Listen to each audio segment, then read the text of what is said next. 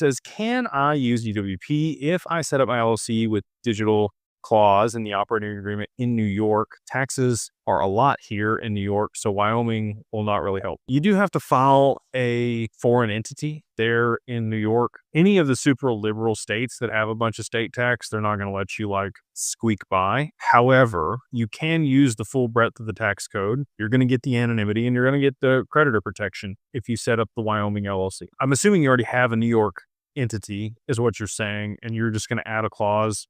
There's a lot of clauses that we add to the operating agreement to protect you and make sure that you're structured the right way to hold digital assets and not have the tax implications of moving the assets in there. And again, they also, the way that we structure it gives you a lot of liberty for things that you can do with the assets versus, just adding one line to your operating agreement. You might contact an attorney in Wyoming if you wanted that type of language to put in your New York LLC, but the regulations in New York are very stringent around crypto. You have to have a BIT license in order to be able to operate there. It's just not a crypto-friendly state, and that's why we structure things in Wyoming. It's not going to save you a ton on taxes, but you are going to be able to operate much more efficiently and legally in a regulated way if your assets are held in a Wyoming-based LLC versus a New York-based LLC.